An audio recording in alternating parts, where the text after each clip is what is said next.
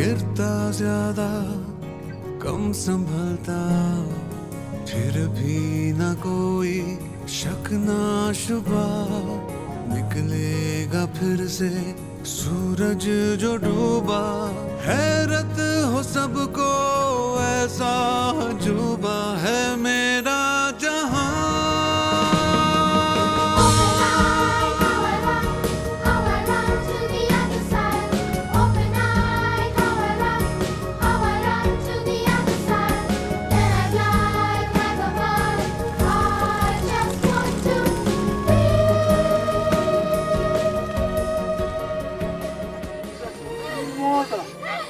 Mother!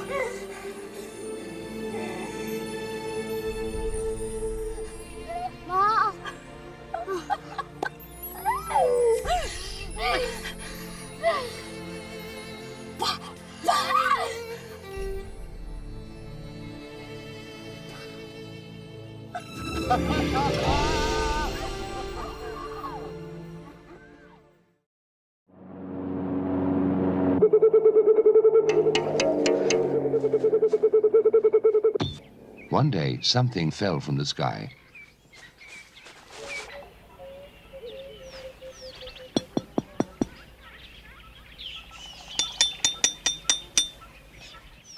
It looked like water, but it was harder than anything else in the world.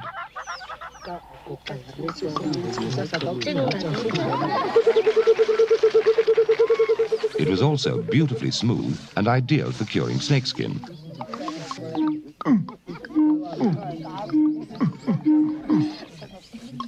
And every day they discovered a new use for the thing. It was harder and heavier and smoother than anything they'd ever known. It was the most useful thing the gods had ever given them, a real labor-saving device.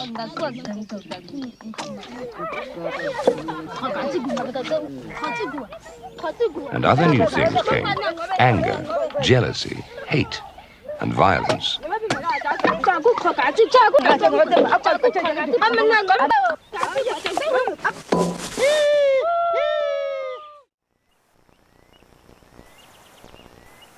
The Mammas tune themselves to Aluna, the inner reality of the world. And they have a very different kind of upbringing, from infancy.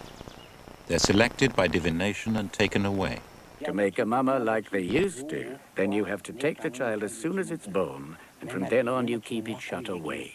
The child is sometimes educated in a specially built house, sometimes in a cave. It learns to meditate on the Great Mother and on other spirits who come from the Mother, the guardians of all living things. In a sense, the student Mama has been kept in a second womb. To 9 months have been added 9 years. Old wise men came into the dark speaking of mountains and birds and animals which could only be imagined. What must it be like to emerge into the light?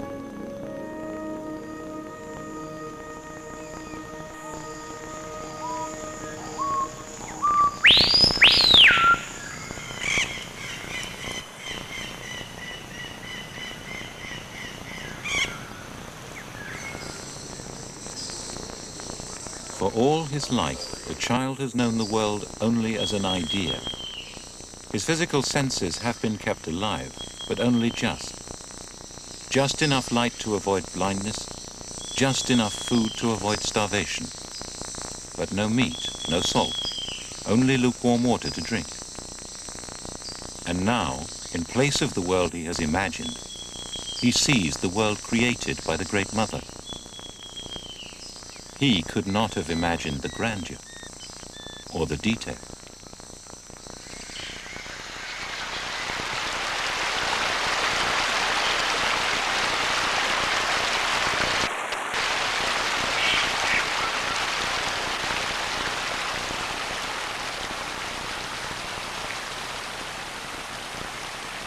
What a power there is in the mind of the Great Mother to conceive all this. And this power has been shaped in so many ways, so many forces. A vibrant, powerful dance has been shaped, the dance of life. He has been told of it, but he must be dazed by it for the rest of his life.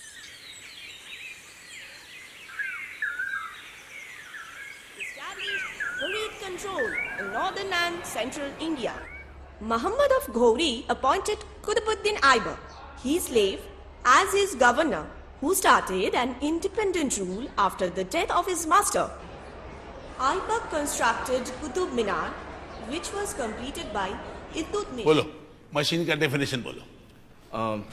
Sir, a machine is anything that reduces human effort, sir. Will you please elaborate? Yes. Sir, machines are any combination of bodies so connected that their relative motions are constrained, and by which means force and motion may be transmitted and modified as a screw in its nut, or a lever arranged to turn about a fulcrum, or a pulley about its pivot, etc. Especially a construction more or less complex consisting of a combination of moving parts or simple mechanical elements as wheels, levers, cams, etc. क्या बात है? Perfect. Please sit down. Thank you. Thank you. Gentlemen, open your text, page 21 of the introduction. Mr. Perry, will you read the opening paragraph of the preface entitled Understanding Poetry? Understanding Poetry by Dr. J. Evans Pritchard, Ph.D. To fully understand poetry, we must first be fluent with its meter, rhyme, and figures of speech. Then ask two questions. One, how artfully has the objective of the poem been rendered? And two, how important is that objective? Question 1 rates the poem's perfection. Question 2 rates its importance. And once these questions have been answered, determining the poem's greatness becomes a relatively simple matter. If the poem's score for perfection is plotted on the horizontal of a graph, and its importance is plotted on the vertical, then calculating the total area of the poem yields the measure of its greatness. A sonnet by Byron might score high on the vertical, but only average on the horizontal. A Shakespearean sonnet, on the other hand, would score high both horizontally and vertically, yielding a massive total area, thereby revealing the poem to be truly great. As you proceed through the poetry in this book, practice this rating method. As your ability to evaluate poems in this manner grows, so will your enjoyment and understanding of poetry.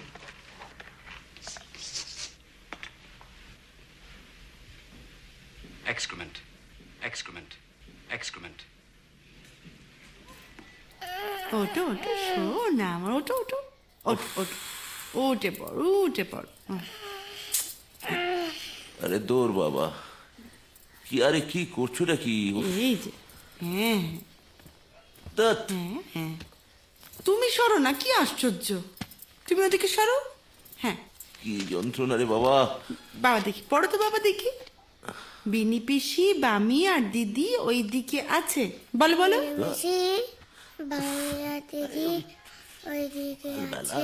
ওই যে তিনজনে ঘাটে যায়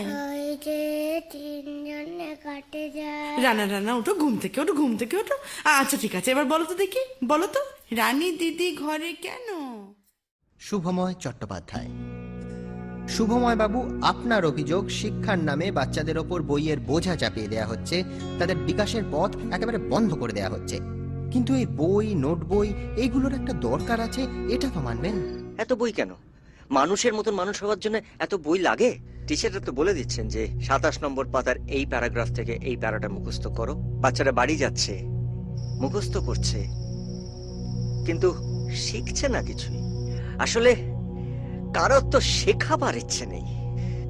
শর্টকাটে marks পাওয়ার রাস্তাটা বলে দিচ্ছে আর নিজেদের পকেট ভরাচ্ছে। মাঝে মাঝে মনে হয় যে জল বিছুটি দিয়ে মারতে পারলে।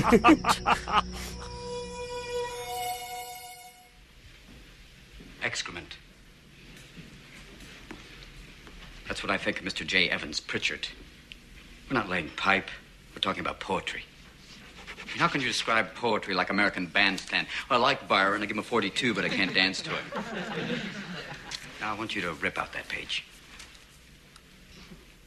Go on. Rip out the entire page. You heard me. Rip it out. Rip it out! Go on. Rip it out! Thank you, Mr. Dalton. Gentlemen, tell you what, don't just tear out that page, tear out the entire introduction. I want it gone. History. Leave nothing of it. Rip it out. Rip! Be gone, J. Evans Pritchard, Ph.D. Rip, shred, tear, rip it out. I want to hear nothing but ripping of Mr. Pritchard. We'll preparate it, put it on a roll. Rip it out, rip!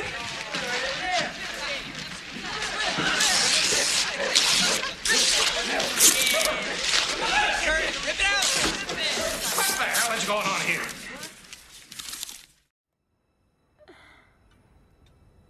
What does knowledge mean to her? Knowledge mean to you? Knowledge is everything. Knowledge is spirit, wisdom, courage, light, sound. Knowledge is my Bible, God. Knowledge is my teacher. Bravo! Excellent!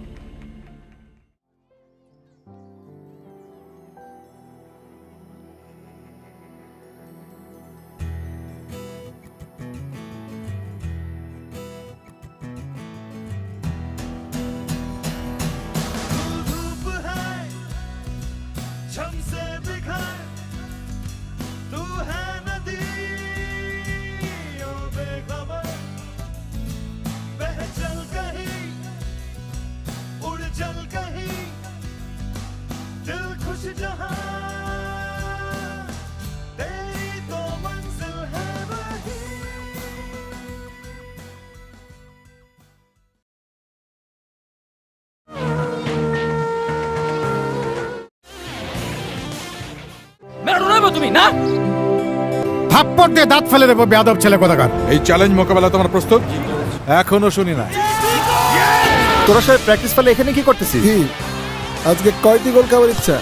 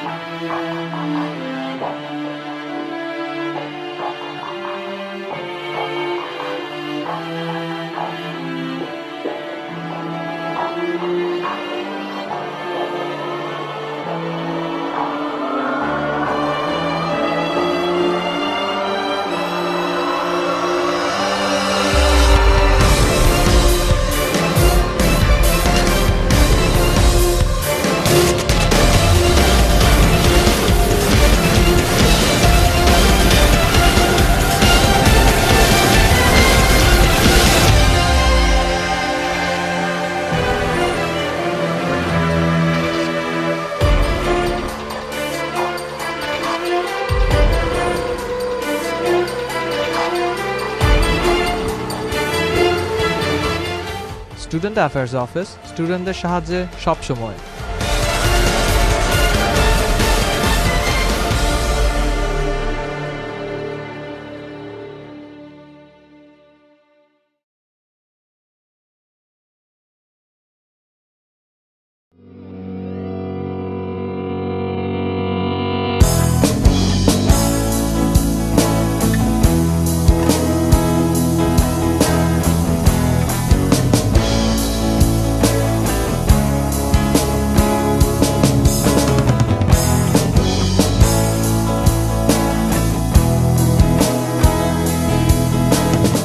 Welcome to Eulabia.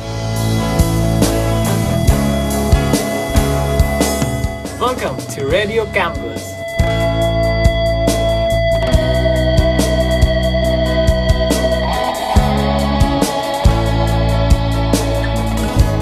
Welcome to ULAB TV.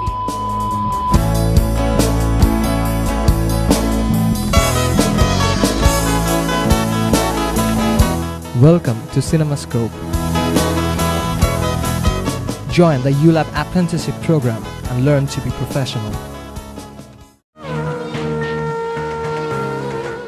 চিৎকার করে বলছেন স্বাধীন Bangla football দলের খেলোয়াড়েরা, তোমরা এগিয়ে যাও, আমরা আছি তোমাদের সাথে। পেনাল্টি বক্সের সামনে বন্ধুকে কাটিয়ে ডান পায়ে কিক এবং সুখবর আছে, আমি এবার কুমিল্লা একাদশের ক্যাপ্টেন।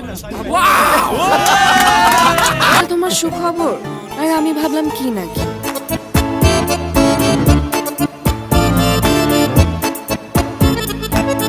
ছাড়ো।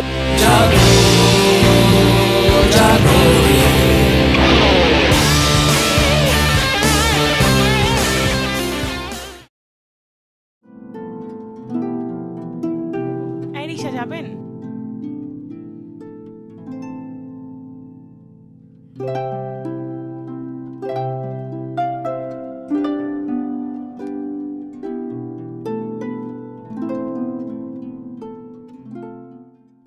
হ্যাঁ আব্বু, কালকে থেকে ক্লাস। এই তো আমি হোস্টেলে ঢুকতেছি।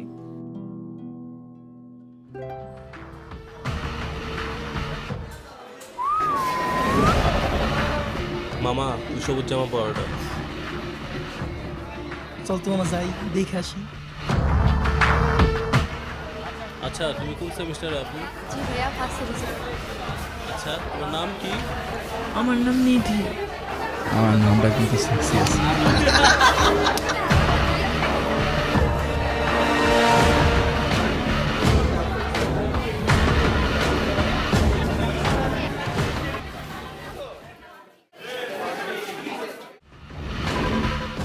হ্যালো, কেমন আছো? ভালো। তোমার বয়ফ্রেন্ড আছে? না, কেন? তোমার আসলে ভালো লেগে গেছে বুঝছো, চোখে লেগে গেছে। তোমার ঘড়ি আরে সুন্দর তো, কোথায় কিনছো? ছাড়েন।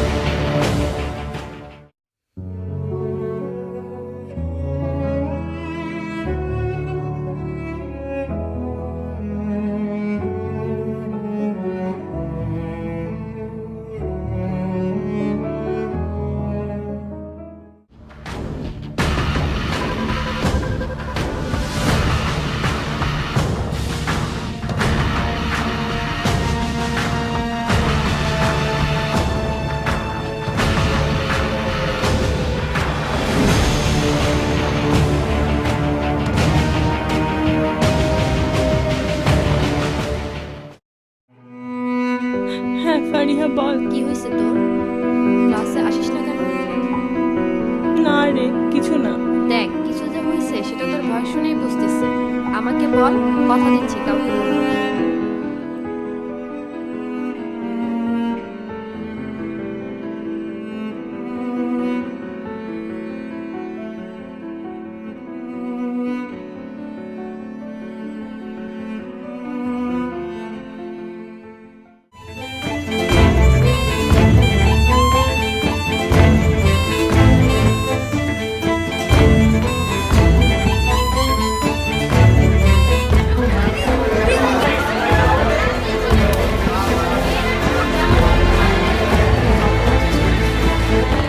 ওদেরকে এক্সপেলই করে দিল? ঠিকই আছে।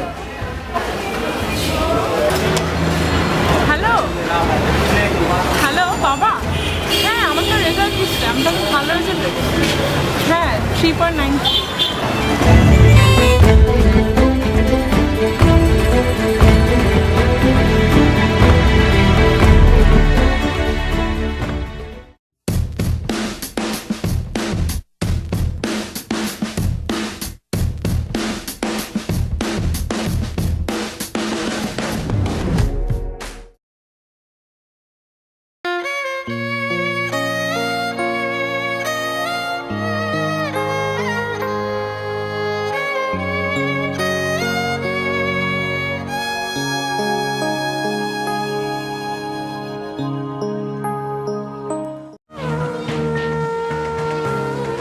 সময়টা চুরি করে খেপা মনে ফাঁক তালে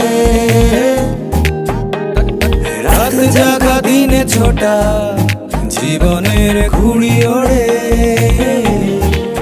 তুমি আমার জ্ঞান দিচ্ছ নাকি? জ্ঞান দিচ্ছ? ফুটবল প্র্যাকটিস করো তুমি, ফুটবল প্র্যাকটিস। জীবন যাচ্ছে যখন জাগরে।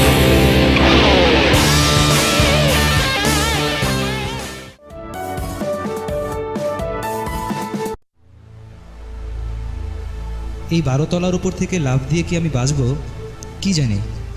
এর আগেও আমি দুবার আত্মহত্যা করার চেষ্টা করেছি, কিন্তু একবারও পারিনি।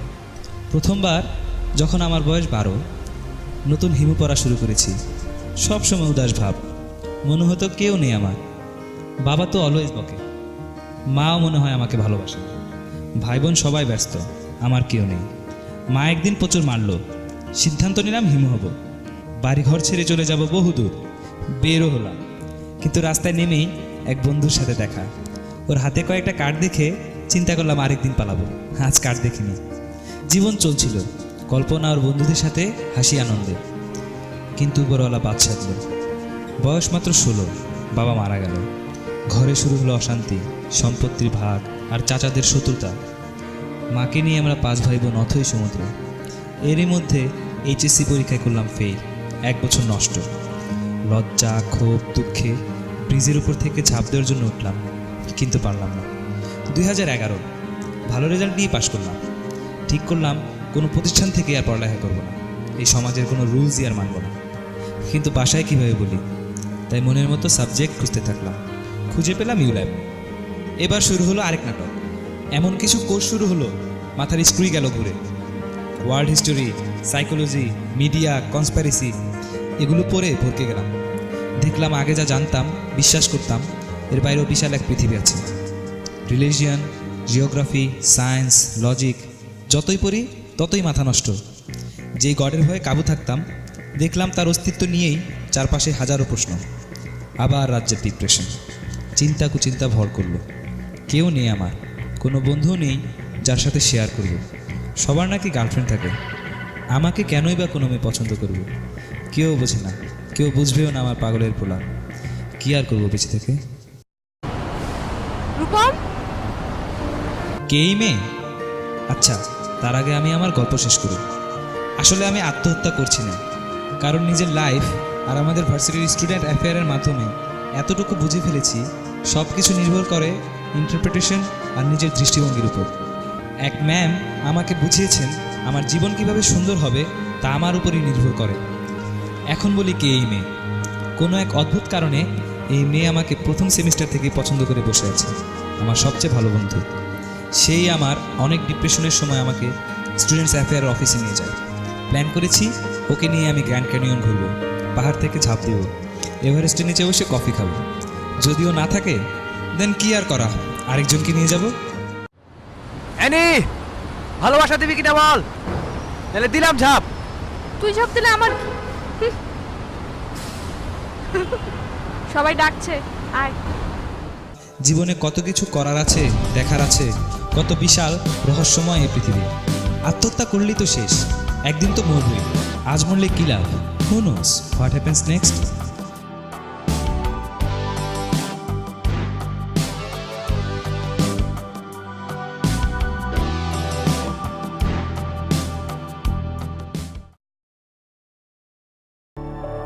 A place where you can find reference, storybooks, A place where you can study in silence. A place where you can find any national and international newspapers. Imagine a house of knowledge.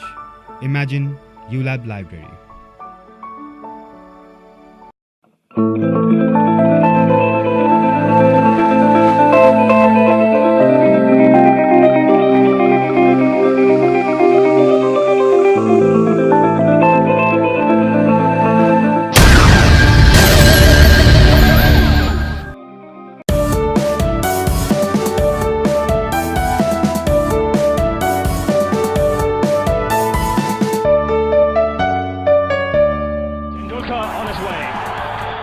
Cricket জীবন থেকে ইতি টানলেন little master, ভক্তদের ভালোবাসা স্নাত সচিন। টেনিসের শ্রেষ্ঠত্বের লড়াইয়ে নারী এককে Serena Sharapova, পুরুষদের মধ্যে এগিয়ে ফেদেরার, নাদাল। দাবাকে জনপ্রিয় করতে প্রয়োজন পরিকল্পিত প্রচার, স্কুল থেকেই শুরু করতে চায় ফেডারেশন। কারণ মেন্টাল গেমে আমরা সবসময় ভালো। আমন্ত্রণ ইউল্যাবিয়ান স্পোর্টস নিউজে। আপনাদের সাথে আছি আমি মদিনা জাহান রিমি এবং আমি আব্দুল্লাহ জুবায়ের। এতক্ষণ শিরোনাম শুনছিলেন, এবারে বিস্তারিত। লিটল মাস্টার, মাস্টার ব্লাস্টার, ভারতের ক্রিকেট দেবতা, এ সব কিছুকেই ছাপিয়ে গেছেন তিনি। সর্বকালের সেরা ক্রিকেটারের মাহাত্ম্য বর্ণনার জন্য কোনো বিশেষণই আর স্থায়ী কিছু নয়, কারণ তিনি নিজেই এখন এক বিশেষণ। সচিন রমেশ টেন্ডুলকার গত 16ই নভেম্বর দীর্ঘ দুযুগের বর্ণাঢ্য ক্রিকেট জীবনকে বিদায় জানান এই ক্রিকেট কিংবদন্তি। লিটল মাস্টারের ক্রিকেট দুনিয়ায় যাত্রা শুরু হয় 1989 সালে। 24 বছর ধরে মাঠ দাপিয়ে বেরিয়েছেন তিনি। অজস্র রেকর্ডের বরপুত্র সচিন জীবনের শেষ ম্যাচ খেলতে নামেন ওয়াংখেড়ে স্টেডিয়ামে ওয়েস্ট ইন্ডিজের বিপক্ষে। তার সপাটে ব্যাট হাঁকানোর দৃশ্য এরপর থেকে আর কেবলই স্মৃতি। বিদায় বেলায় মাইক্রোফোন হাতে যেন দুযুগের না বলা কথা বলতে চাইলেন তিনি। আর সচিন ভক্তদের মতো পুরো ক্রিকেট বিশ্বই মনে রাখবে তাকে। It's hard to believe that that wonderful journey is coming to an end. I want to thank you from the bottom of my heart and also say that time has flown by rather quickly, but the memories that you've left with me will always be with me forever and ever. Especially Sachin, that will reverberate in my ears till I stop breathing. সচিনের খেলা খুব ভালো লাগতো। তো এখন থেকে উনি cricket থেকে বিদায় নিয়েছেন, তো এখন থেকে তার খেলাগুলো অনেক মিস করব। তার প্রস্থানে একটা দুঃখ সবার মধ্যে যেমন আছে, তেমনি মানে সে যে এত বছর যে একটা মানে তার যে সাফল্য বা তার যে একটা কন্ট্রিবিউশন যেটা আমাদেরকে দিয়ে গেছে, সেটাও অনেক বড় একটা প্রাপ্তি।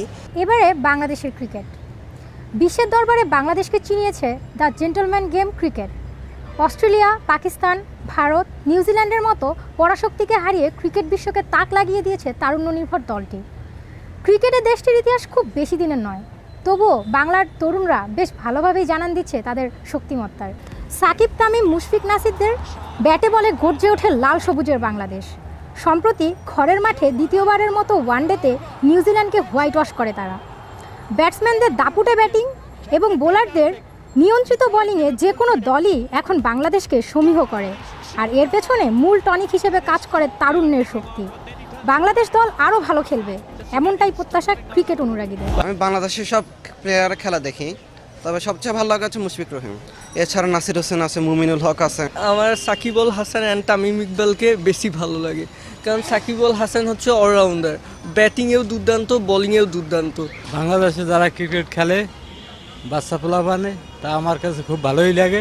এরা জানে ভবিষ্যতে আরও ভালো খেলতে জানে, আমি এটাই দোয়া করি, কামনা করি। টেনিস কোর্টে কার রাজত্ব কথাটি শুনলেই কারো মনে হবে রজার ফেদেরার অথবা রাফায়েল নাদালের নাম, আর মেয়েদের মধ্যে শারাপোভা কিংবা সেরেনা উইলিয়ামস।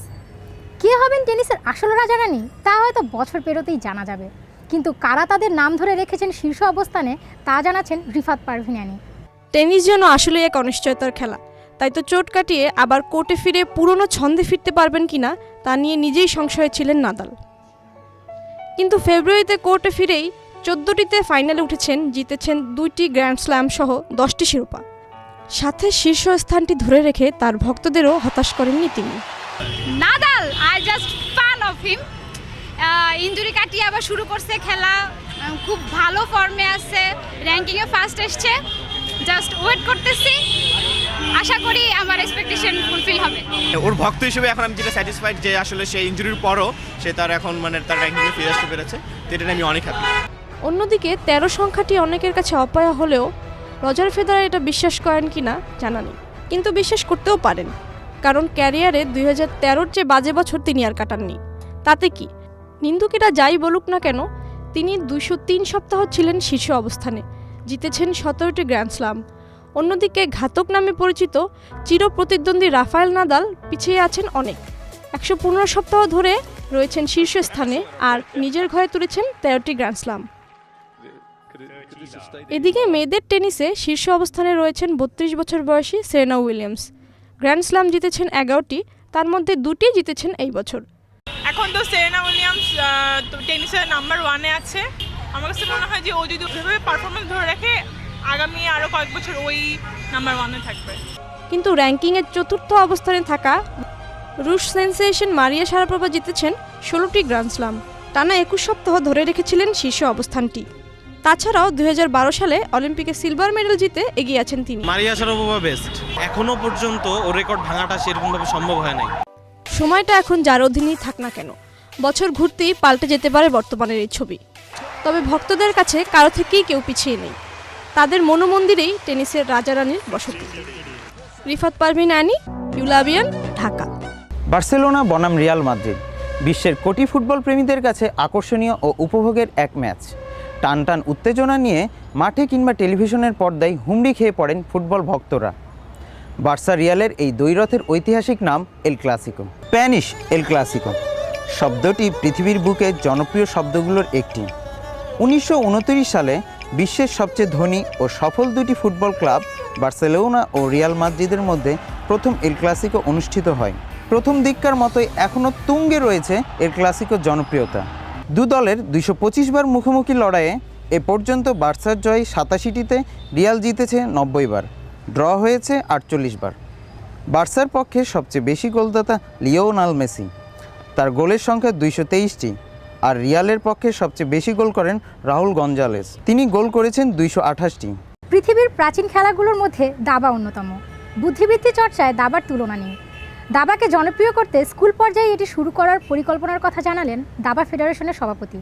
আরও জানাচ্ছেন সামিরা তাসনিম করিম। বিশ্বের অন্যান্য দেশের মতো বাংলাদেশেও দাবা ধীরে ধীরে জনপ্রিয় হয়ে উঠছে। দাবা শুধু একটি বিনোদনের মাধ্যমই নয়, বরং মানসিক বিকাশের ক্ষেত্রে এটি বিরাট ভূমিকা পালন করে। দাবার সর্বোচ্চ খেতাব গ্র্যান্ডমাস্টার প্রাপ্তির গৌরব আছে বাংলাদেশি দাবাড়ু জিয়াউর রহমান, রিফাত বিন সাত্তার, নিয়াজ মোর্শেদ, আবদুল্লাহ আল রাকিব, এনামুল হোসেন রাজীব এবং রানী হামিদের। দাবাকে আরও জনপ্রিয় করে তোলার জন্য পরিকল্পিত প্রচারের প্রয়োজন বলে জানান দাবা ফেডারেশনের কর্ণধার গাজী সাইফুল তারিক।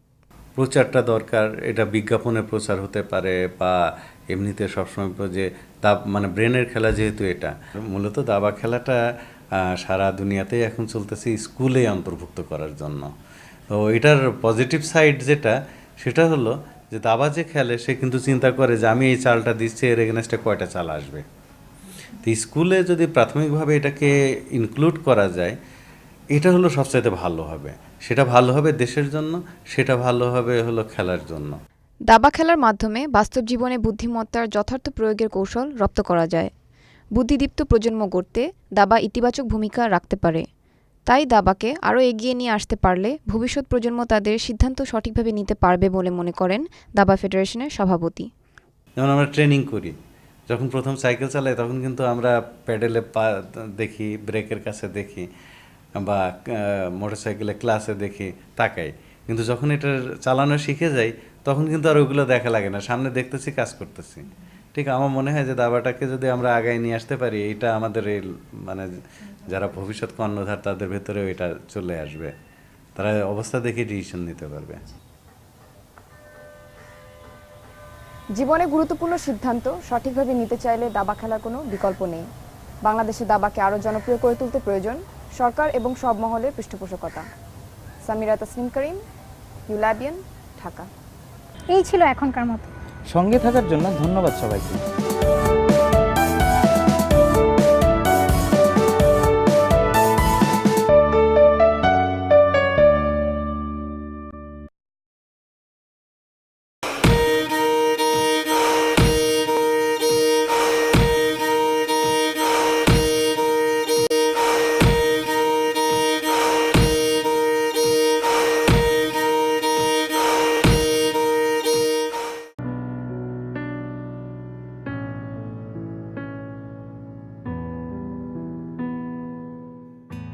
Are you looking for help?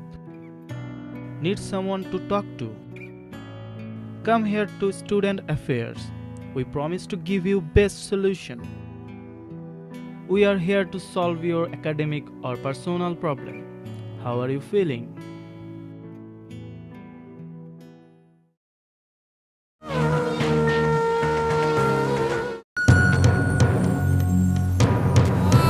জাগো বাংলাদেশ, জাগো জাগো রে, জাগো জাগো বাংলাদেশ, জাগো জাগো রে।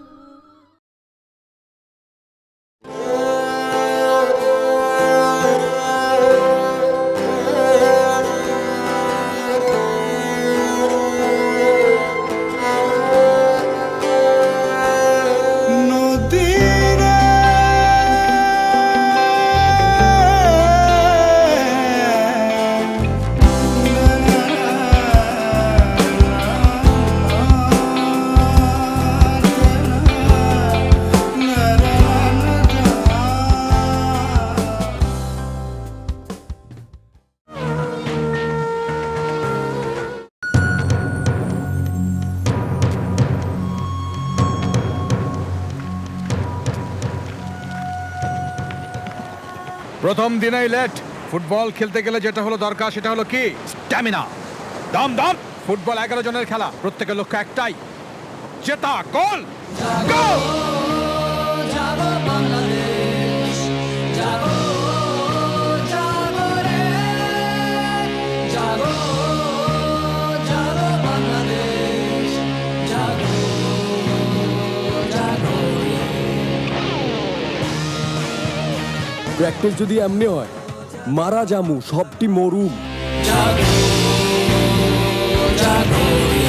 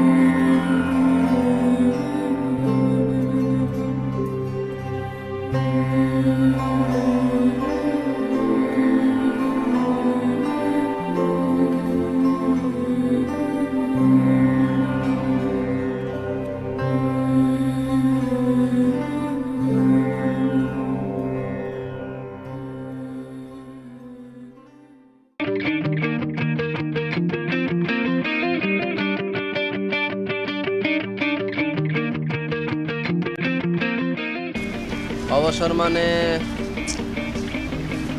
অবসর সময় অনেক সুন্দর সুন্দর কিছু চিন্তা করতে পারি, খারাপ চিন্তাটাও আসতে পারে। অবসর মানে হচ্ছে ফেসবুকে মেয়ে পটানো। অবসর মানে মুভি দেখা। রিটায়ারমেন্ট ফর মি লাস্টে গিয়ে কাসিনোতে ঘুরবো, মজা করবো। যত রকমের ওয়াইল্ড ফ্যান্টাসি আছে সবগুলো গিয়ে চিক্স, ড্রাগস।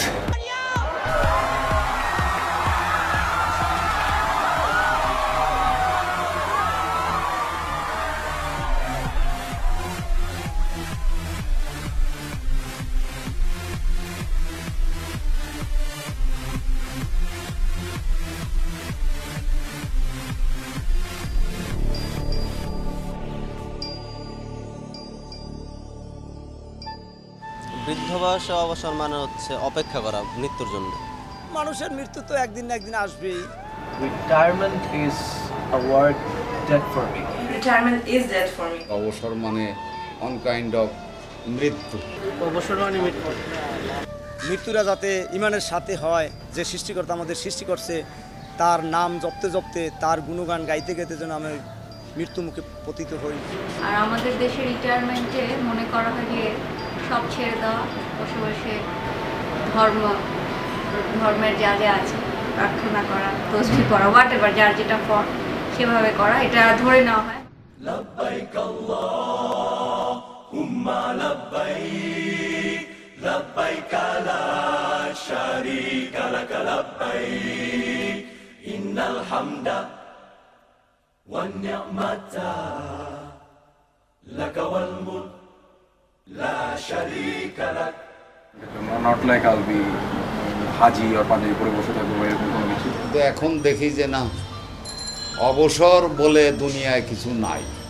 সাংমা রাজা হনোর শিক্ষা হনোর রিটায়ারমেন্ট নেই, রাজা হন আলাদা বংশানুক্রমিক এজায় দিয়েছেন। রাজাবো যদি বুড়ো হয় সেখানে থাপবো, তার নেক্সট হবো আলাদা লাগে দিয়ে। অনেক বেশি ব্যস্ত ছিলাম, সেখানে একেবারে কিছুই করার নাই, সবাই যার যার মতো ব্যস্ত। আমি একা বাসায় বসা, তো ওই সময় তো একটু একা কি করা যায়।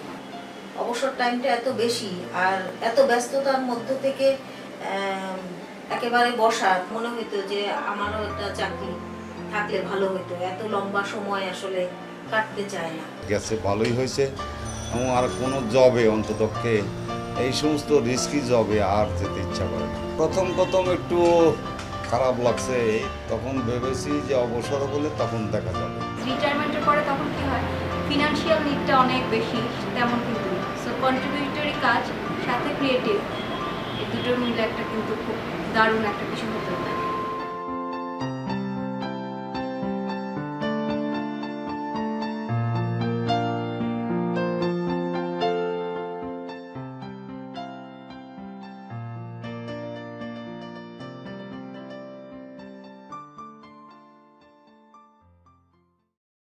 Yes, I think these two should retire. I mean, we had seen them last 20 years and they are not doing very well. এই দুই নেত্রী তো অনেক বয়স হচ্ছে কিন্তু এখনো রিটায়ারমেন্টে যাচ্ছে। But those two, one inherited from her husband, one and another one from her father. প্রশাসন, স্বায়ত্তশাসিত প্রতিষ্ঠান, শিক্ষা প্রতিষ্ঠান, সশস্ত্র বাহিনী, আইন শৃঙ্খলা রক্ষাকারী সংস্থা অর্থাৎ police, RAB, BGB, answer, VDB, fire service সহ সকল প্রতিষ্ঠানের বিভিন্ন ধরনের পেশাগত সমস্যার সমাধান করেছি। বেতন ভাতা বাড়িয়েছি, চাকরির বয়সসীমা বাড়িয়েছি, তাদের কল্যাণে নানামুখী পদক্ষেপ নিয়েছি, তাদের বেতন ভাতা বৃদ্ধি করেছি, সকল প্রতিষ্ঠানে বিভিন্ন স্তরে পদমর্যাদা বৃদ্ধি করেছি। ভাই ও বোনেরা, আপনারা জানেন গণতান্ত্রিক পদ্ধতিকে আমরা আমাদের রাষ্ট্রীয় জীবনের চলার পথ হিসেবে বেছে নিয়েছি। সেই গণতন্ত্র আজ চোরাবালিতে হারিয়ে যেতে বসেছে। সকলের মিলিত চেষ্টায় রুগ্ন গণতন্ত্রকে সারিয়ে তুলতে হবে।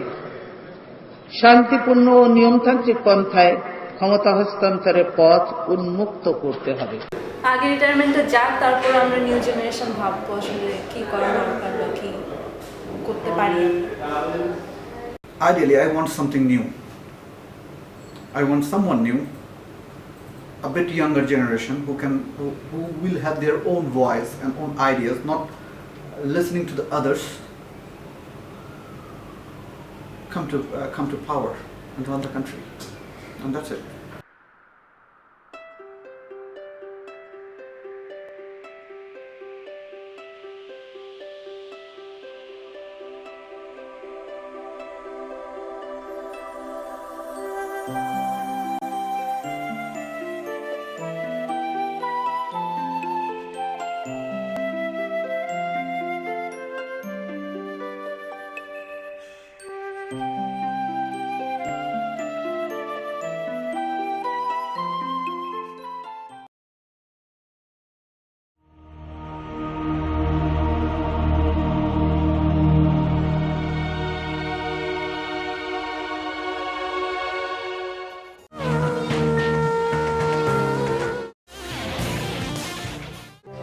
তুমি না থাপ্পড় দিয়ে দাঁত ফেলে দেবো বেয়াদব ছেলে কোথাকার। এই চ্যালেঞ্জ মোকাবেলা তোমার প্রস্তুত? এখনো শুনি না। তোরা সবাই প্র্যাকটিস ফেলে এখানে কি করতেছিস? আজকে কয়টি গোল খাবার ইচ্ছা?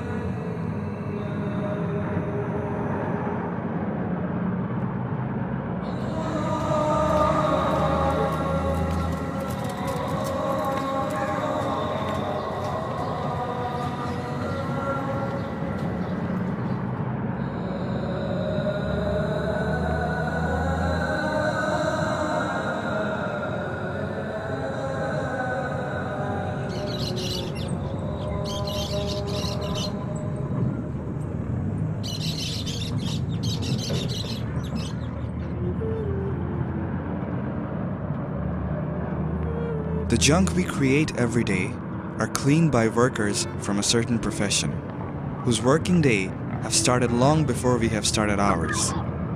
They belong to a society which is harshly neglected by everyone, majority of who are not Bangladeshis by root.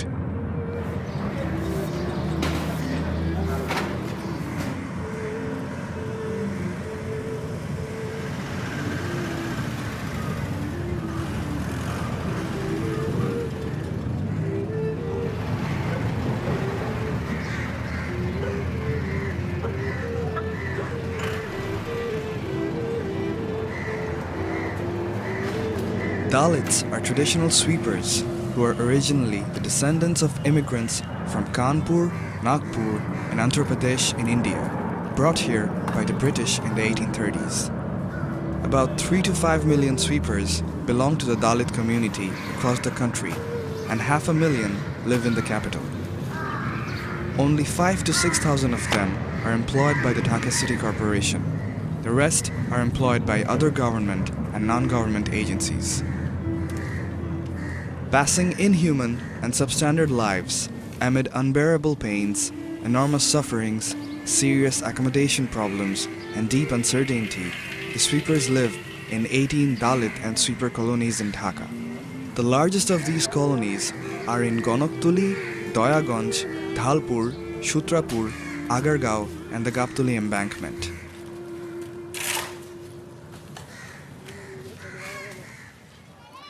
Beli Rani from the Gonoktuli sweeper colony, in many ways deprived of normal citizen rights, is a mere proof of the grief and suffering of the Dalit community.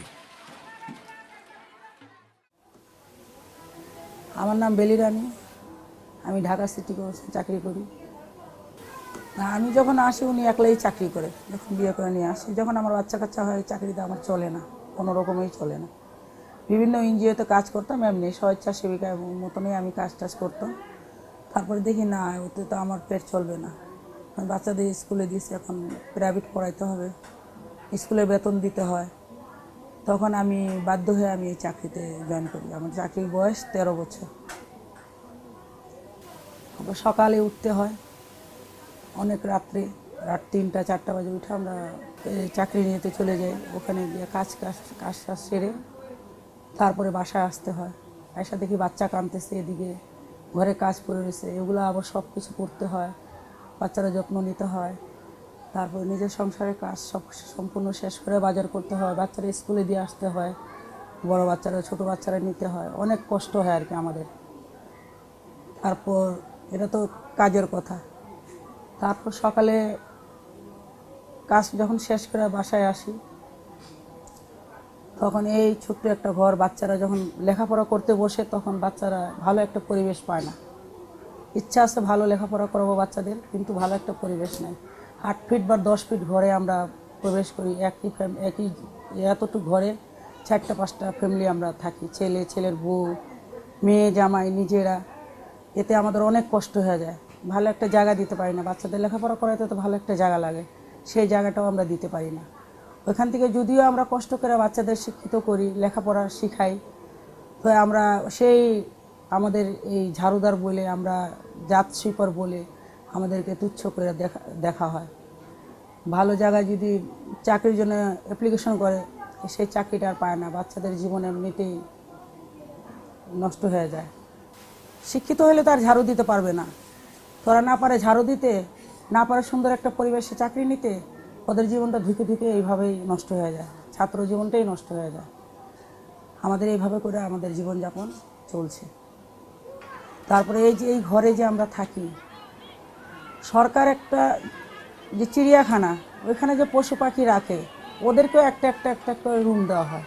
তাহলে আমরা তো মানুষ, তা আমরা এই মানুষ হিসাবে আমরা এত কষ্ট করব কেন?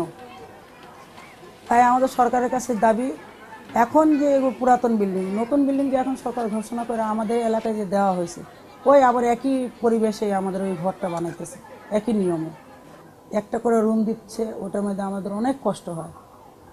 2টা করেও দিবে না, একটা করে রুম দিবে, ছোট একটা বারান্দা দিবে, ছোট একটা রান্নাঘর দিবে, একটা রুম দিবে, একই সাথে অ্যাটাচ করে। এতে আমাদের থাকতে অনেক কষ্ট হয়। তাই সরকারের কাছে আমাদের আবেদন যে আমাদের এই রুমগুলো 2টা করে রুম দেওয়া হোক। আমরা এই আবেদনই সরকারের কাছে বারবার করি। আজ সিটি কর্পোরেশনের চাকরি আছে, আমাদের থাকার রুম আছে, কাল সিটি কর্পোরেশনের চাকরি থাকবে না, আমাদের বের করে দেয়, আমরা কোথায় রাস্তা ঘুরবো? না, আমি তো চাই না যে আমার সংসার, আমরা যেভাবে কষ্ট করে জীবনযাপন চলছে, আমাদের বাচ্চা কাচ্চা এভাবে কষ্ট করুক, কিন্তু আমাদের উপায়ও তো দেখতেছি না কিচ্ছু। অনেক ইচ্ছা আছে বাচ্চারা বড় লেখাপড়া করে অনেক বড় হবে, ভালো পরিবেশে থাকবে, সুন্দর একটা পরিবেশে থাকবে, কিন্তু সেই পরিবেশ তো আমরা খুঁজে পাচ্ছি না। আছে কিন্তু আমরা পারছি না।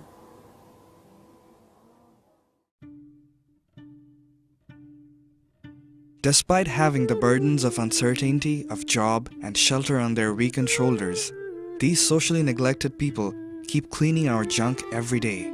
And eventually, warriors like Belly D have somehow become the cleansers of our rusted souls.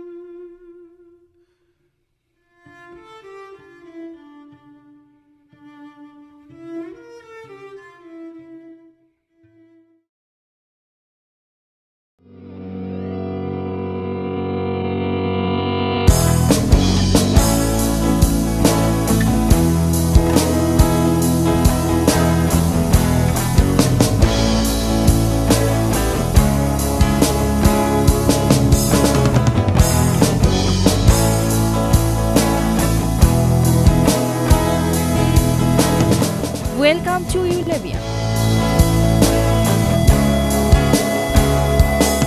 Welcome to Radio Campus.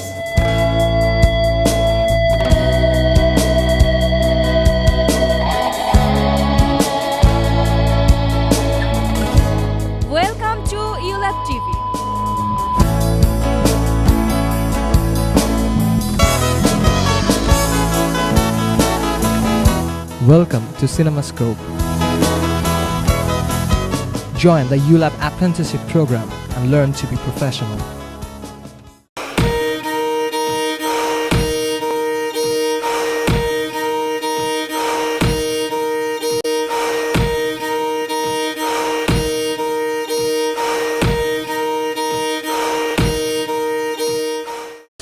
মহিলাদেরকে সামনে বসানো হয় কলেজে ভার্সিটিতে, পুরুষেরা কি লেখাপড়া করতেছে, মহিলা তেঁতুলের মতো তেঁতুলের মতো তেঁতুলের মতো। বর্তমানে মেয়েরা স্কুল কলেজে যায়, মাটি কাটে, গার্মেন্টসে চাকরি করে, রাস্তায় ইট ভাঙে। আরে তোরা থাকবি ঘরে, ভাত তরকারি রান্না করবি, স্বামীর গা গত টিপ্পা দিবি, স্বামী আরামে ঘুমাইবো, আর তুই সারা রাত জায়গা থাকা ইবাদত হাসিল করিবি। বলেন সুবহানাল্লাহ। এ মহিলারা, আল্লাহর কোরআনকে যদি বিশ্বাস করেন, কোরআন বলতেছে আপনাদের বারে বাবতের মধ্যে ওয়াকারনা ফি বুয়ুতিকুন্না ওয়ালা তাবাররাজনা ওয়ালা তাবাররুজাল জাহিলিয়াতিল উলা। এ মহিলারা, ঘরের চার দিওয়ারির মধ্যে তোমরা থাকো, ঘরের বাহিরে ঘোরাফেরা করিও না। কে বলছে? আল্লাহ পাক বলছে। ইসলাম কোনোদিন কাউকে ঘরে বন্দি থাকতে বলেনি। ইসলাম শিক্ষার কথা বলেছে এবং রাসূলুল্লাহ নিজে বলেছেন মেয়েরা বোরখা পরে ব্যবসা বাণিজ্য করবে, তারা বাজারে বসতো। রাসূলুল্লাহ মেয়েদেরকে সঙ্গে করে যুদ্ধক্ষেত্রে নিয়ে যেতেন আহতদের সেবা শুশ্রূষার জন্য। রাসূলুল্লাহর প্রথম বিবি খাদিজা, তিনি নিজে একজন ব্যবসায়ী মহিলা ছিলেন। কাজে মেয়েরা ঘরে বসে থাকবে এই কথাটা আমরা কিছুতেই মানতে পারি না এবং মানা উচিত না। তো উনি কে এসব কথা বলার? ওনাকে কে এই অধিকার দিয়েছে? নারী রাস্তায় বেরোতে পারবে না, এখানে আমার ধর্মেও এই কথা নাই। আপনারা জানেন যে উষ্ট্রের যুদ্ধে হযরত আয়েশা তিনি রাদিয়াল্লাহু আনহু তিনি নিজে উটের পিঠে চড়ে যুদ্ধ করেছেন যুদ্ধক্ষেত্রে। তাহলে কোথায় বলা আছে এই কথা যে নারীরা ঘরের বাইরে যেতে পারবেন না? ওয়াজ মাহফিলের মধ্যে যে নারীগুলো আসে, তাহলে তারা চার দেয়ালের বাইরে কি আসতেছে না? চার দেয়ালের বাইরে এসে তারা ওইখানে পার্টিসিপেট করছে না? তার মসজিদে গিয়ে জামাতে নামাজ পড়তেছে, তাহলে কি চার দেয়ালের থেকে বের হয়ে আসতেছে না? তাহলে চার দেয়ালের মধ্যে তারা আছে কোথায়? সবচেয়ে বড় কথা তারা তো তাদের মধ্যে ভিত্তিগুলো ঠিকমতো রাখতে পারতেছে না। তাহলে তারা অন্য নারীদের থেকে কিভাবে তারা এটা এক্সপেক্ট করে যে তারাও চার দেয়ালের মধ্যে থাকুক? গার্মেন্টসে কেন দিছেন আপনার মেয়েকে? ফজরে 7টা-8টা বাজে চলে যায়, রাত্রে 8টা 10টা 12টায় আসে না। কোন পুরুষের সাথে ঘোরাফেরা করতেছে তুমি তো জানো না? কত জেনার মধ্যে মুবতলা হচ্ছে আপনার মেয়ে, আপনি তো জানেন না। জেনা করে করে টাকা রোজগার করতেছে, কি বরকত হবে? না না, গার্মেন্টস একটা বর্ণনা না। একটা মানুষ যখন সকাল থেকে রাত পর্যন্ত সে বাইরে থাকে, সে কিন্তু কাজের ভিত্তিতে ছিল, তখন ওইখানে কোনো খারাপ কিছু হয় না। বরঞ্চ এই মেয়েটা যদি বাসায় সারাক্ষণ থাকে, সে তখন অবশ্যই যে তার আর্থিকভাবে জন্য বা টাকার জন্য হইলে সে তখন আরো খারাপ কিছু করবে। যখন সে কাজে আসে তখন কিন্তু সে খারাপ কিছু করবে না। এই যে এতগুলো মেয়ে, লক্ষ লক্ষ মেয়ে পেটের ভাত জোগাড় করছে, এটা যদি আল্লামা শফির দল থেকে দেয়া হয়, তাহলে ওদেরকে বসে থাকতে বলার অধিকার তার আছে। মেয়েরা না আসলে খেতে পাবে না, অভুক্ত থাকবে। এই ক্ষুধার্ত মেয়েগুলোকে যে এইরকমভাবে একটা ওয়াজ নসিহত করা হচ্ছে যে এটা খারাপ, এটা ঠিক না। এখন বর্তমান সময়ের প্রেক্ষিতে আমি আবারও বলবো, রাসূলুল্লাহ বলেছিলেন কিছু পোশাক আশাকের কথা, উনি সেটা বলতে পারেন, কিছু বিধিনিষেধের কথা বলতে পারেন, কিন্তু বর্তমান জগতে তো কাজ করতে হবে। সেই কাজটা কি কাজ সেটা বড় কথা না, কাজ করতে হবে, কাজ করে খেতে হবে। গার্মেন্টসে কাজ মেয়েরা করছে, তাদের প্রয়োজনে তারা ওভারটাইম করছে। নারীদেরকে গার্মেন্টসের ন্যূনতম মজুরি ছিল মাত্র 1500 টাকা। তো 1500 টাকায় কি একটা মেয়ে সারা দিন রাত হাড় ভাঙা খাটুনি খাটার পরেও কি 1500 টাকা স্যালারির জন্য কাজ করবে? সে যদি জিনাই করতো, পতিতাবৃত্তিই করতো, সে তো পার নাইটই 1500 টাকার বেশি টাকা ইনকাম করতে পারে সে। এটা করবে কেন? কর্মচঞ্চল মানুষ কখনো কোনো খারাপ কাজের সাথে লিপ্ত হয় না, বরঞ্চ অলস মস্তিষ্কই হচ্ছে শয়তানের নাটুগুটু। আপনি মনে করেন যারা কর্মমুখী জীবনযাপন করতেছে, গার্মেন্টস সম্পর্কে তাদের কোনো অভিজ্ঞতা আছে কিনা জানি না, যাদের প্রতিনিয়ত কাজ করতে করতেই সময় পার হয়ে যায়, তাদের নষ্টি ফষ্টি করার কত সময় থাকে না। আর যেহেতু থাকে না, সেহেতু ওনারা গার্মেন্টসের মেয়েদের সম্পর্কে অপব্যাখ্যা করার দায়ে আল্লাহ ওনাদের উপর গজব ফেলাবে। ছেলে হোক মেয়ে হোক যথেষ্ট। বার্থ কন্ট্রোল করছিস, ডট কন্ট্রোল করছেন যে তুই পারবি নি। জন্মরে নিয়ন্ত্রণ করলি, মতরে কন্ট্রোল করিতে পারবি না। তো রিজিকুর মালিক কোন? আল্লাহ পাক পরওয়ারদিগার। তুই কে বাত কন্ট্রোল করতে হদি? আল্লাহ তাআলা কদাই তোরে খাবাইম, তোর ফুয়াসারে খাবাইম। তুই কে যদি জন্মরে নিয়ন্ত্রণ কন্ট্রোল করতে, তুই যদি খবরদার। বড় গুনাহ, বড় গুনাহ, বড় গুনাহ। এখন জনসংখ্যার নিয়ন্ত্রণ করা যেটা, সেটা আমাদের রাসূলুল্লাহও কিন্তু জানতেন। ওনাকে এক সাহাবী একবার যে বললেন, ইয়া রাসূলুল্লাহ, আমার তো অনেকগুলো সন্তানাদি হয়েছে, তো আমি খাওয়াতে পড়াতে পারছি না, কারণ খাওয়ানো পড়ানোটা তখন বাবা মার জন্য ফরজ। তখন উনি যে পরিবার পরিকল্পনা পদ্ধতির কথা বলেছিলেন, এটার নাম হলো আরবি শব্দ আজল। আজলটা হচ্ছে উইথড্রল পদ্ধতি। তুমি আনন্দ করো কিন্তু সন্তানের জন্ম দিবে না। তাহলে উনি যদি বলে থাকতে পারেন যে পরিবার পরিকল্পনাটা প্রয়োজন যখন তুমি দরিদ্র এবং ছেলে মেয়েদেরকে খাওয়ানো তোমার সমস্যা। রাসূলুল্লাহ নিজে বলে গেছেন যে আমার তোমাদের স্ত্রীরা যদি সন্তান নিতে না চায় বা তুমি নিতে না চাও, কোনো কারণে কোনো অসুবিধা থাকে, তাহলে দুইটা উপায় হতে পারে। তখন চামড়ার, এখন তো কন্ডম, তখন চামড়ার কন্ডম পরার কথা বলা হয়েছে। আমার মুরদ নেই দুইটার বেশি বাচ্চা পালার, আমি 4টা 5টা 10টা যতগুলি হয় রেখে দিব বাসায়। ওই যে ওনারা বলে এটা তো মানে যার যার তো আল্লাহ খাওয়াবে, এটা তোমার টেনশন। আল্লাহর মানা আচ্ছা হয় না, শুধু তোর খাওয়ার উপর মানুষের জীবন নির্ভর করে না, তাই না? আশেপাশে তো আরো কিছু আছে যেগুলো দিতে হয় মানুষকে। তো ওইটা আমি দিলাম না, আমি আল্লাহর ভরসা রেখে দিলাম, আমাকে খাওয়া শুধু। আল্লাহ আমাকে খাওয়াইলো, রিজিক দিল, কিন্তু আমার পড়াশোনা, আমার অন্য যা চাকরি বাকরি সবকিছু, হ্যাঁ আমার এই বাচ্চা বুড়া হয় আর যে ঠিক মতো পাইতেছে সেটা কেন বুঝছেন? বাংলাদেশে কত শিশু নিউট্রিশন মালনিউট্রিশন। হ্যাঁ হ্যাঁ, মহিলাদেরকে সামনে বসানো হয় কলেজে, ভার্সিটিতে। পুরুষেরা কি লেখাপড়া করতেছে? মহিলা তেঁতুলের মতো, তেঁতুলের মতো, তেঁতুলের মতো। সব উপমাই কিন্তু উপমা না, সব উপমাই কিন্তু উপমার প্রক্রিয়া আসবে না। আজকে যেমন ধরেন যে মেয়েদেরকে তেঁতুলের সঙ্গে তুলনা করা হয়েছে, আমি অস্বীকার করব না। এই যুগ যখন ছিল, সেটা ইসলামের আগের যুগ ছিল, যখন নারীরা অরক্ষিত ছিল, যখন নারীদের কোনো সামাজিক মর্যাদা ছিল না। কিন্তু এই 21 শতাব্দী পার করে এসে যদি আমরা এই কথাগুলো বলি, তাহলে কি তার মা বোনরা নাই? তার মা বোনরা কি অরক্ষিত? আজকাল কি সেই বাবা মেয়ের দ্বারা নির্যাতিত হচ্ছে? এমন কোনো ঘটনা কি আজকাল আমরা কোনো পত্রিকায় বা এই ডিজিটাল যুগে দেখতে পাচ্ছি না। কিন্তু এরা এই জিনিসটাকে আবার, এরাই হচ্ছে জাহান্নামের পথের একেবারে দিশারি, এরাই জাহান্নামে নিয়ে যাবে দেশকে এইভাবে অপব্যাখ্যা দিয়ে। তেঁতুলের জায়গায় থাকবে, মেয়েরা মেয়েদের জায়গায় থাকবে। যারা খুব ক্ষুদ্র বুদ্ধির মানুষ, যাদের চিন্তাটা প্রসারিত না, তারাই এভাবে কথা বলতে পারেন।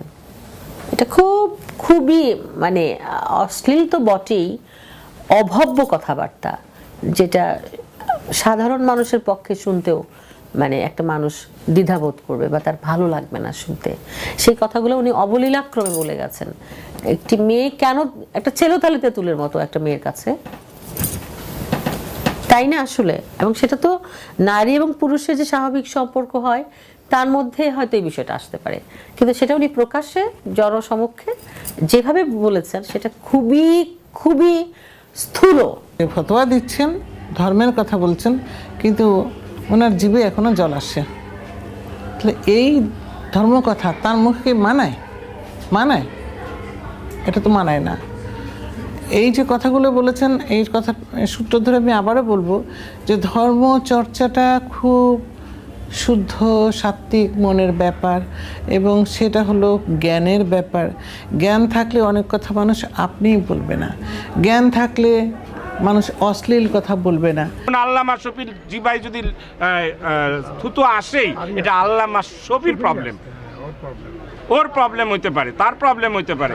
আমি অনেক বৃদ্ধকে দেখছি যখন তার কোনো অ্যাপিল থাকে না, সেক্সুয়াল অ্যাপিল থাকে না, কিন্তু অনেক বৃদ্ধ আছে যে এখনও সেক্সুয়াল অ্যাপিলের মানে অ্যাপিলটা তার এত ভয়ঙ্কর যে সাধারণ মেয়ে ছেলে বসতে পারে না, কিন্তু সেটাও এক্সেপশনাল। আমি মনে করি আল্লামা শফিও একজন এক্সেপশনাল মানুষ। আমরা একসাথে বাসে চড়ি, একসাথে ছেলে মেয়ে স্কুল জীবনে পড়ালেখা করছি। আমাদের দৃষ্টিভঙ্গি হলো আমাদের মায়ের বয়সীদেরকে আমরা মা মনে করি, বোনের বয়সীদেরকে মনে করি বোন। উনি যেভাবে মেয়ে মানুষকে বলেছেন, এটা আসলে আমরা একজন মুসলমান হিসেবে, আমি একজন মুসলমান হিসেবে খুব লজ্জা বোধ করছি এবং আমি মনে করি সেই ইসলাম ধর্মের বড় শত্রু। ওনারা তো আলোর মধ্যে আসলে যায়নি, ওনারা মনে হয় ঠিকমতো কোরআনও পড়ে, ওনারা চটি নামে কিছু বই পড়ে। এটা সলিউশন হচ্ছে সাম্প্রদায়িকতা দূর করতে হবে। সাম্প্রদায়িক মনোভাব নিয়ে কখনো আসলে এগুলো হবে না। এখন আমি যদি আমি মুসলিম মেয়ে, আমি বোরখা পরে হাঁটবো, আমি করবো না, তাহলে একটা হিন্দু মেয়ে কি করবে? তার ধর্মে তো এটা নাই। এখন সেও কি আমি মুসলিমদের মতো সেও মানে কাজে যাবে না? তার তো কাজে যাওয়ার অধিকার আছে, তাদের ধর্মে তো নাই। যারা অশিক্ষিত তাদের মধ্যে ইসলামটাকে ভুলভাবে ব্যাখ্যা করা হচ্ছে। তাদেরকে প্রপারলি যদি ইসলাম বোঝানো হতো তাহলে মনে হয় এই মৌলবাদ শক্তিটাকে আমরা নির্মূল করতে পারতাম। আর এই মৌলবাদ শক্তিটা ভয়ই পায় শিক্ষাকে এই কারণে যে তারা যদি শিক্ষিত হয়ে যায় তাহলে ইসলামকে তারা ভুলভাবে মানুষের মধ্যে বিতরণ করতে পারবে না। আর এই জন্যই ওরা ইসলাম নাম দিয়ে মানে মেয়েদেরকে অশিক্ষিত বানায় রাখতে চাচ্ছে। ধর্ম হচ্ছে প্রচারের ব্যাপার। তাবলিগে যারা কাজ করে ধর্ম প্রচার করে যাচ্ছে, ধর্ম তো এখানে চাপিয়ে দেওয়া যাবে না। একটা মেয়ে বড় কাপড়ে আসেনি, তাহলে কি তার জামা কাপড় খুলে ফেলতে হবে বা তাকে বলতে হবে যে জিনা করে রাস্তাঘাটে? এটা বলা যাবে? এটা কোনোভাবেই না। এটা নবীজির বিদায় হজের কথাটা আমাদের মনে রাখলেই একটা সমাধান চলে এসেছে। যার যার ধর্ম শেষে পালন করুক, তার উপর কারোর উপর ধর্ম চাপিয়ে দিও না। রাসূলুল্লাহর জীবনী থেকে তাহলে অন্য কারো কথা কেন শুনবো? তার চেয়ে বড় জ্ঞানী তো পৃথিবীতে কেউ নেই। কাজে ওনার এই সমস্ত কথা দিয়ে আমাদের দেশের মেয়েদেরকে অন্য পথে পরিচালনা করা বা নিরুৎসাহ করা উচিত না। আমি মনে করি মেয়েদেরকে আর একটু পড়াশোনা করতে হবে, জানতে হবে যে আমাদের রাসূলুল্লাহ কি বলেছেন মেয়েদের নারী স্বাধীনতা, নারী শিক্ষা, নারী জীবনাচার সম্পর্কে। এটাও কিন্তু মেয়েদের একটু পড়াশোনা করতে হবে। তুমি প্রজনন যন্ত্র, তাই তোমার নাম জননী। তুমি রমণ যোগ্য, তাই তোমার নাম রমণী। ঘোড়া সালে ঘোড়া, হাতি সালে হাতির মতো মহলে মহলে থাকো, তাই তোমার নাম মহিলা। গৃহে গৃহে আসবাবপত্রের মতো শোভা পাও, তাই তোমার নাম গৃহিণী। আমি পুরুষ শব্দের সমান অর্থবহ উচ্চারণে তোমার নামকরণ করতে যাই নারী, কিন্তু পারি না। অক্ষম লজ্জায় আমি তোমার সামনে অপরাধীর মতো দাঁড়িয়ে আছি। আমি পুরুষ, আমাকে ক্ষমা করো।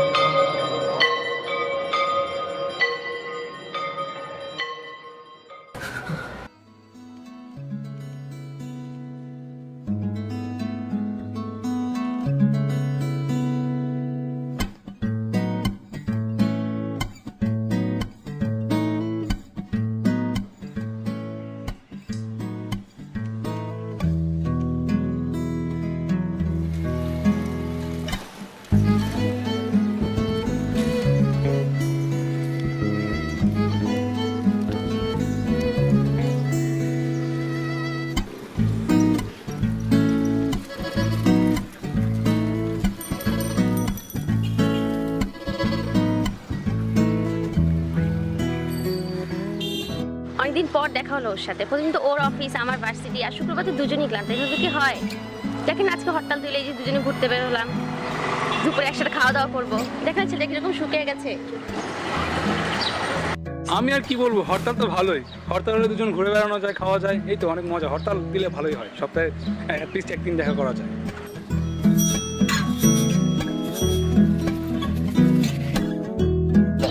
হরতালে তো যানজট কিছুই নেই, ভাড়া বেশি, তারপরে ধরেন যে মানুষের চলাফেরাটা খুব সুবিধা। আপনারা হরতাল ডাকেছেন, ভালো করেন। হরতাল ডাকাতে গাড়ি ঘুরে পড়ানোর কি দরকার? হ্যাঁ,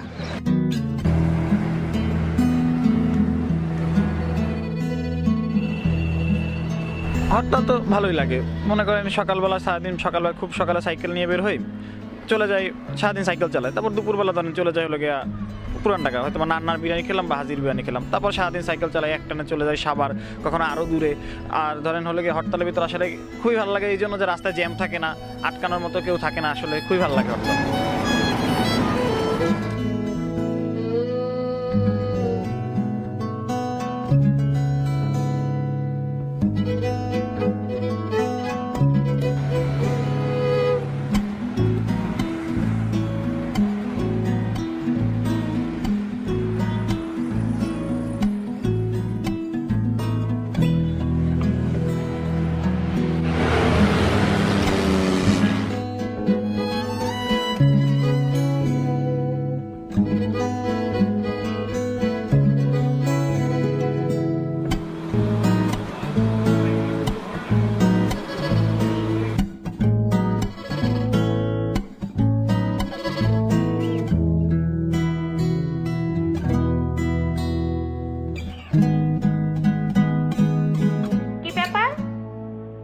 হরতালের জন্য সন্ধ্যা থেকে ফেসবুক, আর এমনি সময় তো খুঁজেও পাওয়া যায় না। যাও এক্ষুনি ফেসবুক বন্ধ করো।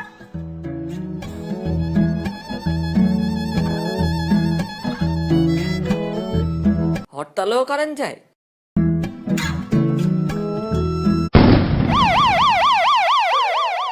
হরতাল গণতন্ত্র চর্চায় প্রতিবাদের একটি ভাষা, যেখানে জনগণের স্বতঃস্ফূর্ত অংশগ্রহণই মুখ্য বিষয়। অথচ বাংলাদেশের রাজনৈতিক দলগুলো নিজেদের উদ্দেশ্য হাসিলের লক্ষ্যে হরতাল দিয়ে দেশের নৈরাজ্য ও অস্থিতিশীল অবস্থা সৃষ্টি করে রেখেছে, যেখানে সাধারণ জনগণের নেই কোনো ধরনের অংশগ্রহণ। বরং এতে বিঘ্নিত হচ্ছে জনগণের নিরাপত্তা আর বেড়ে যাচ্ছে তাদের জীবনের ঝুঁকি। হরতালে ভুক্তভোগী সাধারণ জনগণ, স্কুল, কলেজ, ইউনিভার্সিটি থেকে শুরু করে অফিস, আদালত, ব্যাংক, এমনকি হাসপাতালের মুমূর্ষু রোগীরাও রেহাই পায় না হরতালের বর্বরতা থেকে। জীবিকার তাড়নায় ঘর থেকে বেরিয়ে আসা মানুষগুলো প্রাণ হারাচ্ছে নির্বিচারে।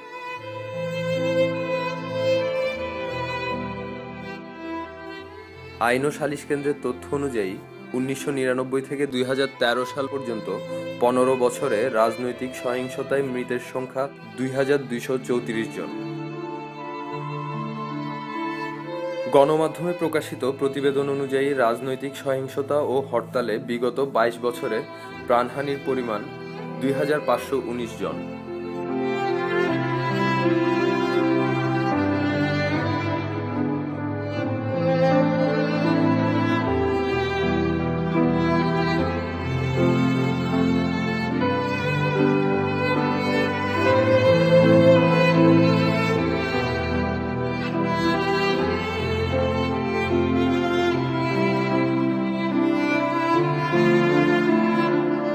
I think the economy will suffer a lot because the strikes have many types of impact, but the economic impact is most severe. বিশ্ব ব্যাংকের মতে হরতালে বাংলাদেশে একদিনে অর্থনৈতিক ক্ষতির পরিমাণ প্রায় 437 কোটি টাকা, যা বছরে প্রায় 1,69,725 কোটি টাকায় দাঁড়ায়।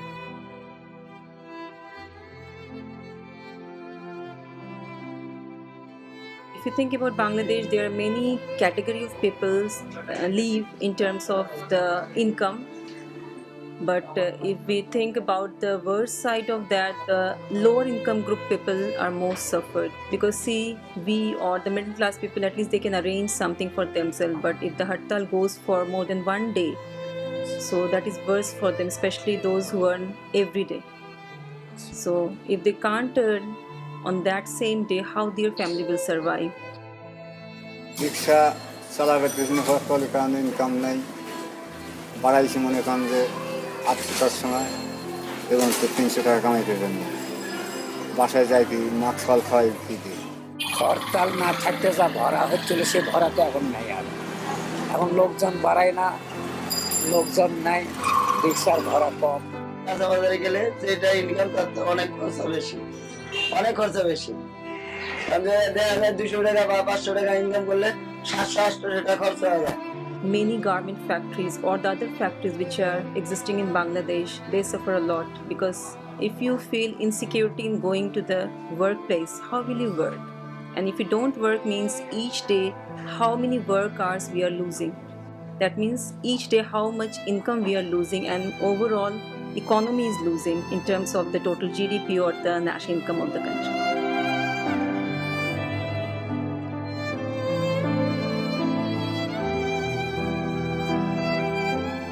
পরীক্ষার জন্য এত পড়ি, কিন্তু মামনি বলে পরীক্ষা পরের দিন হবে, 8 দিন ধরে একটাই পরীক্ষা দেই। হরতাল পরীক্ষা কেন হয় না? বাচ্চারা তো হরতাল বুঝে না, বাচ্চারা স্কুলের পড়ার সিলেবাসগুলো কমপ্লিট করে পরীক্ষা দিতে যায়। একটা পরীক্ষা 1 মাস ধরে দিচ্ছে, তাহলে ওদের মন মানসিকতাটা কোথায় দাঁড়াইতেছে? এই হরতাল আমাদেরকে কোথায় নিয়ে দাঁড়া করাচ্ছে?